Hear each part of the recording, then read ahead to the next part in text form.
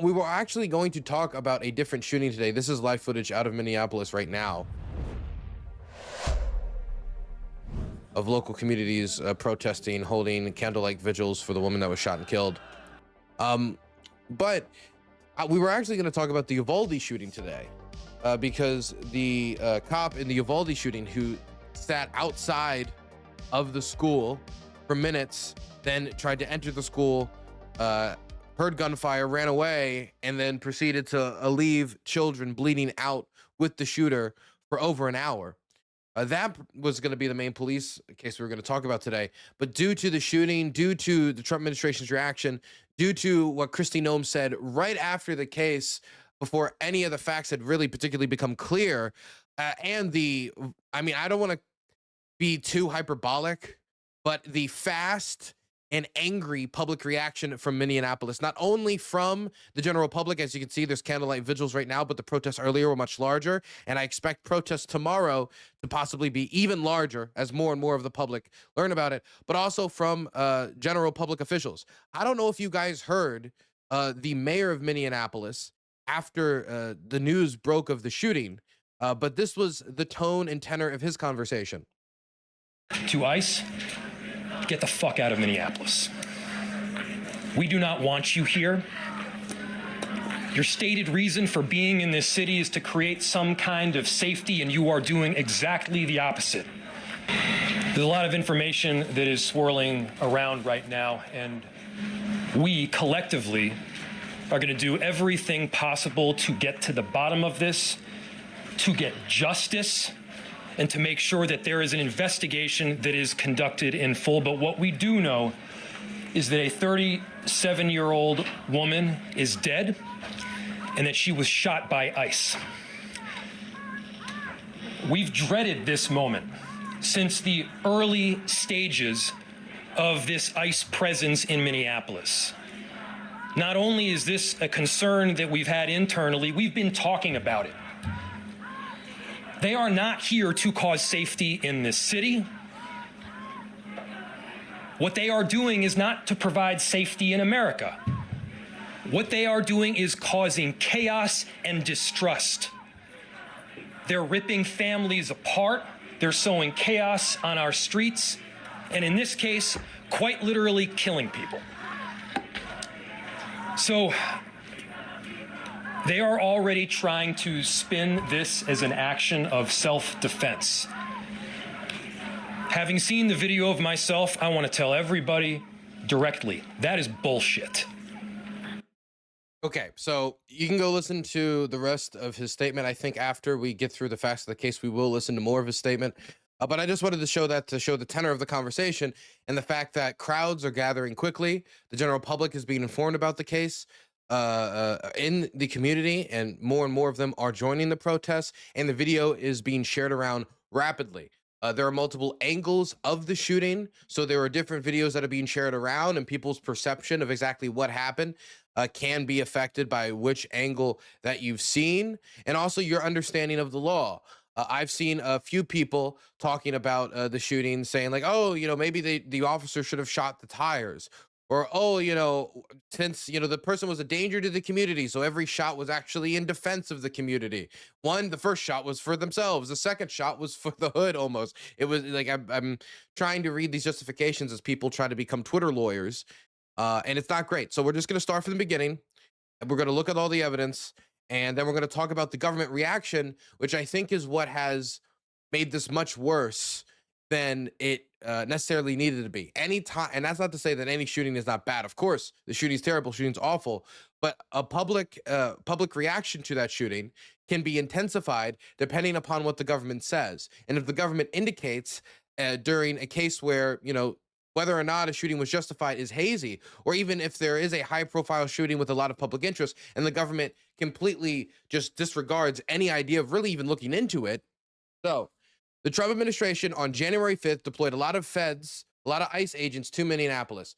This is in reaction to two things. Number one, the mayor of Minneapolis is not very cooperative with federal authorities when it comes to ICE. They don't like the fact that ICE agents don't have to identify themselves and cover up their faces. They don't like the lack of cooperation with local forces. local police forces and such. I'm sorry, I'm so Ukraine brained. I'm just the local forces. Um, they've had a lack of political cooperation. The Minneapolis mayor does not agree with the Trump administration's enforcement mechanisms, where the Trump administration highly emphasizes its enforcement against criminals, but then the majority of people who end up getting detained are undocumented people without violent or really any criminal record to speak of, outside of the fact that they are undocumented in the United States. And it's also being done in a way that is a lot of times pissing off locals, i.e., people who are American citizens are getting detained. People who are properly following the asylum process are getting detained. People are having the entire apartment complexes raided, and everybody gets arrested, whether they're involved, not involved, U.S. citizen, not U.S. citizen. And the federal government in the executive branch, their description of how they want to go through with these operations has not only been confrontational, showing the windy city of Chicago like on fire and flames with like AI burning, saying we're going to show you why it's called the Department of War, but also very aspirational, with Donald Trump deporting a lot of these people to country that they're not from, going through the process, directly ignoring the courts, as was the case with deportations to Honduras, and even going so fast as to deport women to men's prisons and start discussing with the Honduran president the idea of, well, maybe we should start deporting American citizens, people who live in the United States and were born here or have been naturalized, to these foreign prisons. Whether or not you committed murder, whether or not you committed theft, if you're an American prisoner with American citizenship, why would you be deported to a foreign prison? It was something that it was picked up on a hot mic, and that's the only reason we know that the question was asked. But all of this, combined with the lack of transparency from ICE about their operations and the masking, which has continually angered locals, it has created a situation where they're not very cooperative with each other. And so when these raids started to happen, a lot of locals started filming these raids. They started like heckling ICE, and some even tried to prevent ICE from operating. Sometimes that would be, just heckling them, trying to distract them. Sometimes that would be trying to block their vehicles from leaving their encampments. I don't know what you would call them, but they're the buildings that they're operating out of temporarily. And sometimes they would actually go to the places where these raids are happening, and basically yell at or do things to either bother and sometimes disrupt their operations. In this case, during one of these raids in Minneapolis, there was a woman, a local 37-year-old single mom. This single mom goes by the name of Renee Good, who got in her SUV and parked in front of one of these operations. And when one of these officers went and tried to arrest her and say, stop interfering, stop bothering these officers, we're going to arrest you, get out of the car. She then started to drive away, as if, she turned her wheel as if to turn to drive away and run away because they were trying to open her door, and she did not want to be detained by ICE. ICE facilities don't exactly have the best reputation for cleanliness or a fun time while being detained. And so she started to turn, drive away, and then a shooting commenced, where an officer who was in front of the car and then to the left of the car shot her 3 times in the head, executing her before her car went off and then crashed into nearby, just crashed nearby. There is footage of the shooting. We will watch the footage, but we are not going to show anything that shows her death, as in anything where you see her body, anything where you see blood, anything where you can see anything outside of the officer's actions. We're just trying to show the officer's actions and the movements of the car, because those are the two determining factors for whether or not a shooting could be justified, due to the fact that a vehicle can be used as a deadly weapon. And so the defense that a lawyer would make of the officer here would be that they were trying to defend themselves from this deadly weapon. Let's watch the video.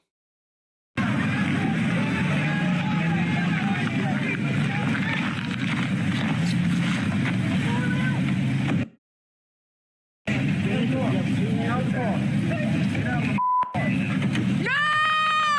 No! Shame! Shame! Oh my God! What the f? What the f? You just f? What the f did you do? What did you do? Okay. So, we're going to watch this one more time, but we're going to pause it because we don't want to, like, just keep, we want to see at the key moments exactly what led to the, officer's decision making.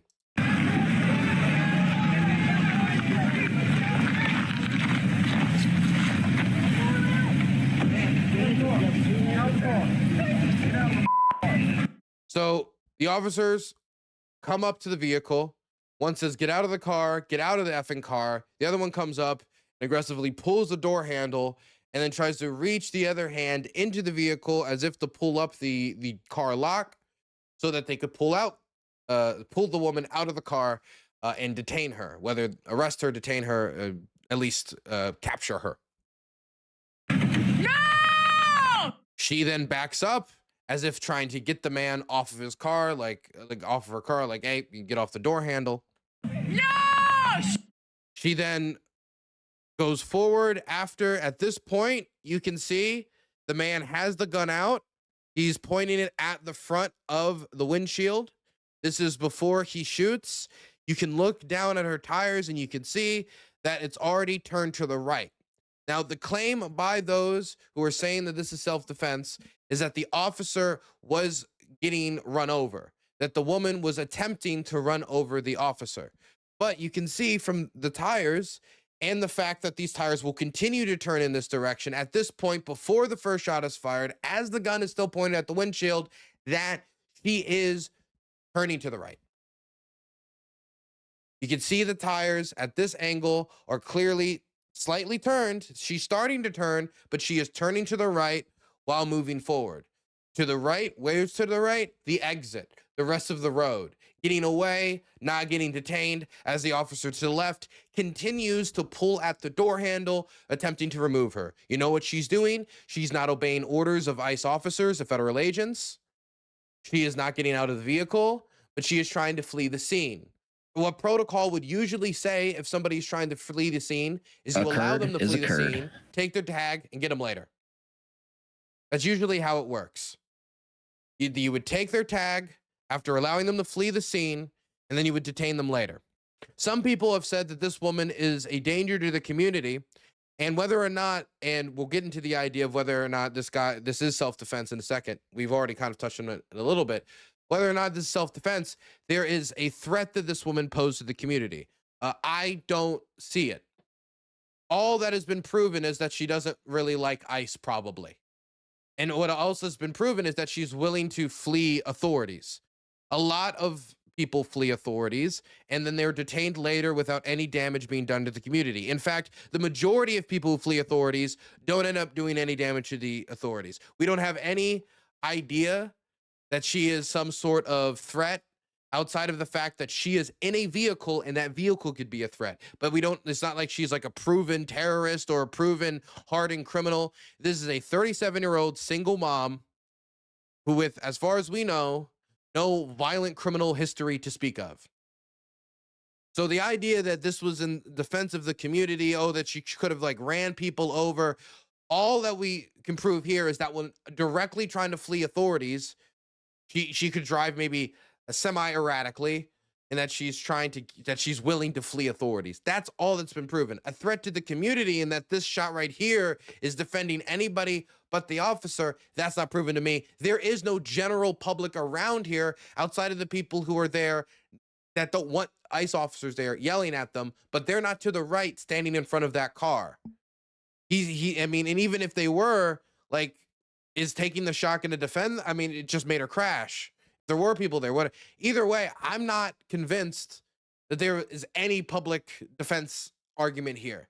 Whether or not there's a defense argument for the man's body in a courtroom, that's more blurry. And the reason it's more blurry is at this point, whether or not we can see the tire is turned, at this point, it is possible that that car is basically clipping, slightly touching that man's body. Now, the thing is, if you run up to the side of a car, say, get out of the car, and start pulling on the door handle, and they start driving back and clearly indicating they're trying to get away from you, right? If you continue to hold on to that car and try to like get them out of the car, yeah, you're probably going to make some contact with that car. But I want to be clear that we don't have any evidence that this woman is trying to run him over, that she's trying to commit, say, an act of terrorism that'll become important later, or that she's trying to bring harm to the officer. It looks like she's trying to flee. Now, from the officer's perspective, could it be that he doesn't know that she's about to turn right, that he is solely focused on the fact that the vehicle is moving, that now he is in front of the vehicle after moving in that direction, and that she is moving in a direction that is forward? It might be forward and turning slightly to the right, but forward, and he is in front, and eventually it touches his side. From his perspective, it's hard to say that this is necessary. In fact, I wouldn't say trigger happy isn't the word. I saw people use the word trigger happy. I would use the word trigger giddy.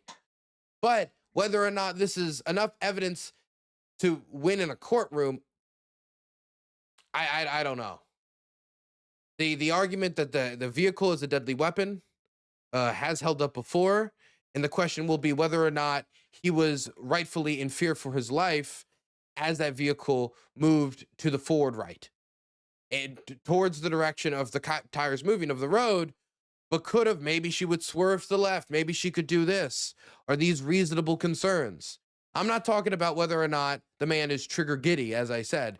I'm talking about whether or not this is upheld in the court of law when federal authorities don't seem to have any interest in putting the case forward. And we're going to talk about that right in a moment. So then it becomes a question of whether state authorities will, Minnesota authorities. And last June, the Supreme Court did hand down a case, Martin v. United States, which held that, even if there is a standard that protects officers, there is a sort of, a supremacy standard that say, hey, they're obeying federal law. They're trying to carry out federal law. They have protections that keep them from being able to be prosecuted by state authorities. Those protections are limited. For example, and I quote, their actions though criminal under state law, were necessary and proper in the discharge of the federal responsibilities. So if they can prove that an action was criminal, but it was necessary to carry out federal responsibilities, then they can't be charged under state law. So state prosecutors might try something if they can prove after the Supreme Court decision, which was literally last year, 2025, that this was not necessary to carry out federal functions. The federal government would, of course, argue to try to stop the case from happening even in the first place. This is federal enforcement of immigration law, and this was somebody who's impeding their actions and then was possibly a threat to an officer. Now, possibly a threat to an officer is not the way that the government is putting it. And I do want to say that after this first shot is fired, he then fires 2 more shots from the side of the vehicle in her head, 3 shots in the head. So even if the first shot was in front of the vehicle, as we can now see clearly she turned to the right, the 2 second shots were as the man was to the left of the vehicle. And so were these shots necessary for carrying out federal operations? Was this vehicle at this point disobeying federal officers, which is one thing, or was it impeding federal operations and putting them in immediate danger at this point that this officer had to open fire? It's going to be a difficult case for state prosecutors to put forward considering previous legal standards, but considering that case from last year, maybe. It's not particularly clear, and that lack of clarity on whether or not this will even be a case, on whether or not the federal government will even pursue it. Well, actually, no, that's not actually unclear at all. We do have an idea of whether the federal government will pursue it. We do have footage from the government basically describing this as a terrorist attack. There, you asked about a shooting that we just had in Minneapolis, Minnesota. It was an act of domestic terrorism. What happened was our ICE officers were out in enforcement action. They got stuck in the snow because of the adverse weather that is in Minneapolis. They were attempting to push out their vehicle, and a woman attacked them and those surrounding them and attempted to run them over and ram them with her vehicle. An officer of ours acted quickly and defensively shot to protect himself and the people around him. And my understanding is that she was hit and is deceased. We're continuing to gather more information, but this goes to show the assaults that our ICE officers and our law enforcement are under every single day. These vehicle rammings are domestic acts of terrorism. We're working with the Department of Justice to prosecute them as such. We will continue to protect our ICE officers and in cooperation with other law enforcement agencies as well.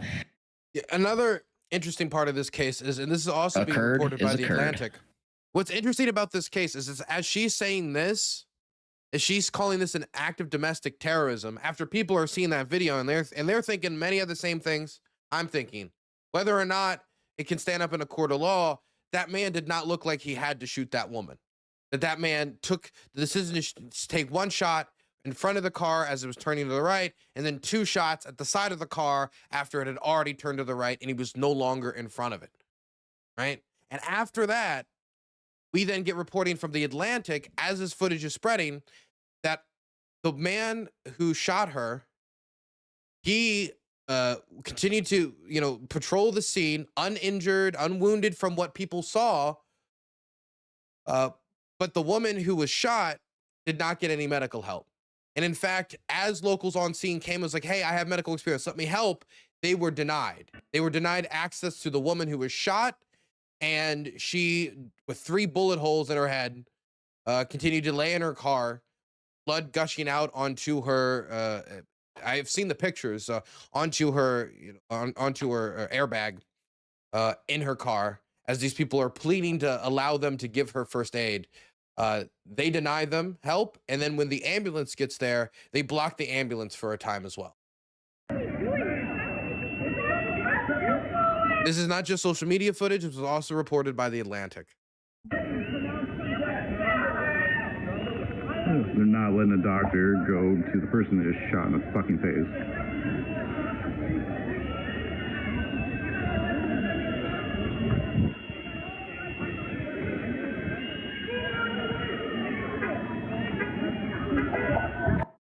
So there was no attempt to apply first aid to the woman. There was no attempt to help the woman. Immoral, there was no medical bankrupt man response really of any sort.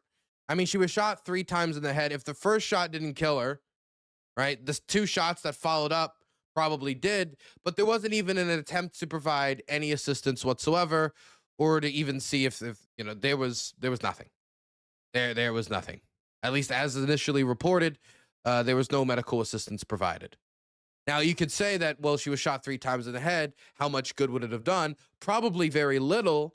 But the effort, the attempt to do something to provide medical help can say a lot about the interests and what people care about on the scene, those who were there, those who were responding, those who would maybe take the opportunity to see if there is something that can be done.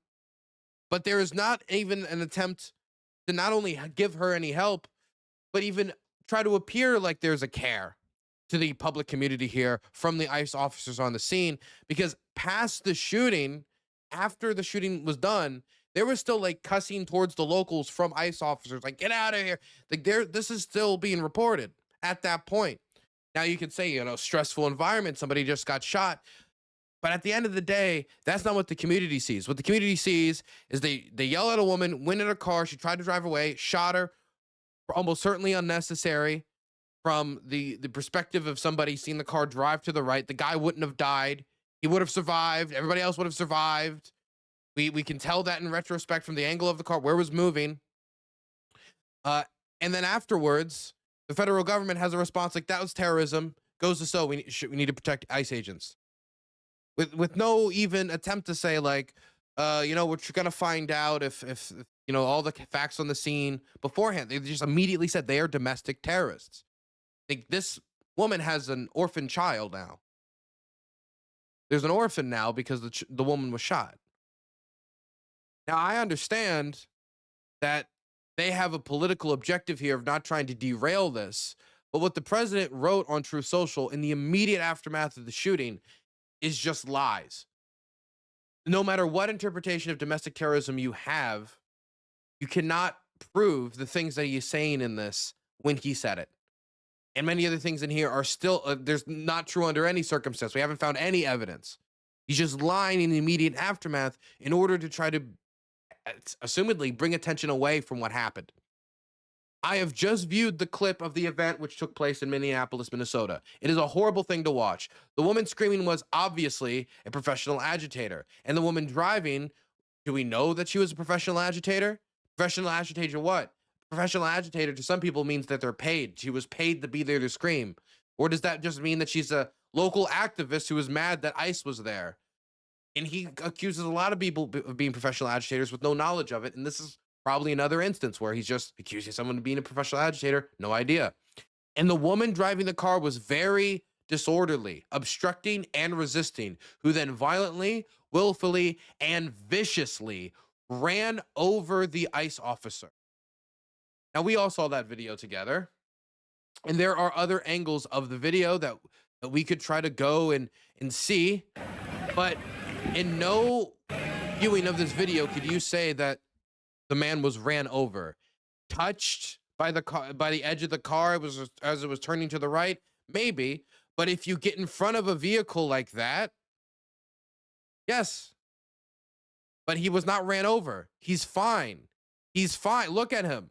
He's fine. He's walking. He was not ran over. He was in front of the vehicle. It was trying to turn to the right. He went to the left. He went into the direction of the driver's seat. He gets out of the way and then shoots her 3 times. But at no point was he run over. You could say, well, he doesn't know if she's going to turn to the left and run him over. You could say, well, you know, he didn't know exactly what direction. Maybe he wasn't looking at the tires, which that's a possibility, just looking at her body. But in no way could you say that he was ran over. Mind you, people said that this guy was transported to the hospital for injuries sustained on the scene. And that's why, you know, he's, you know, nobody can, oh, we don't know who he is. You don't know, talk about, oh, you know, he's in the hospital. We have no clue where he is. I don't see any injuries. I don't see any wounds. Maybe he had a panic attack after shooting this person. It does look like he puts his hand to his face. Like he's shocked at what he did. Like he doesn't exactly realize what happened. Or glass from the impact into the windshield got into his eyes. One or the other. I'd actually probably lean towards the latter. But you don't know for sure. Either way, not run over. Ran over the ICE officer, who seems to have shot her in self-defense. Even Trump, by the way, Trump speaks in absolutes. We all know this, right? He speaks in absolutes. He only speaks in absolutes. The fact that he says seems to have shot her in self-defense here, when Trump is adding the asterisks, that's what I mean by it's not even trigger happy, it's trigger giddy. Even he can't speak in absolutes in this case. Based on the attached clip, it is hard to believe he is alive. But he is now recovering in the hospital. The situation is being studied. Again, the only injury I can imagine him having is either glass shattering and getting into his eyes, which is a possibility. Maybe something like that happened and there's like a shard of glass, who knows? Other than that, I just don't know what wounds are being talked about. I don't know if this is an attempt to better back up the idea that he was ran over, that if you say, well, he's in the hospital. Well, if he's in the hospital, then obviously he was ran over. And so there's an emphasis on that to show the damage done to the officer. But if the wounds are sustained from glass shattering into his eyes from him pulling the trigger, then that doesn't really back up the idea that he was ran over and wounded, does it? The situation is being studied in its entirety. But the reason these incidents are happening is because the radical left is threatening, assaulting, and targeting law enforcement and ICE agents on a daily basis. They are just trying to do the job of making America safe. Okay? We need to stand by and protect our law enforcement officers from this radical left movement of violence and hate. President Donald J. Trump. So Kristi Noem describes this 37-year-old single mom as a terrorist. He describes her running an officer she did not run over, and then describes her in a way that, I mean, it's not even, oh, she was running him over, and just in a way that in the total picture is professional agitators on the scene screaming at officers, get rammed by a woman who they then have to shoot, and the officer who shot her barely survives. Like that's the picture that was painted. That is not the video that we watched.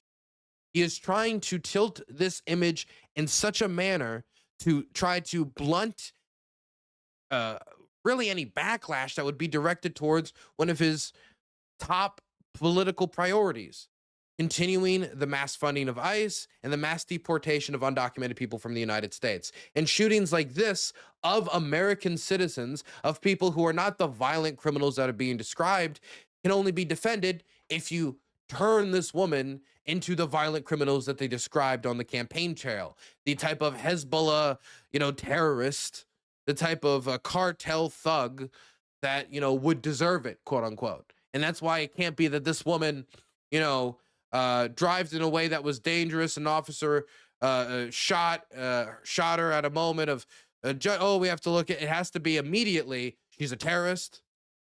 This is professional agitators. The man barely survived, even though that's not the video we saw.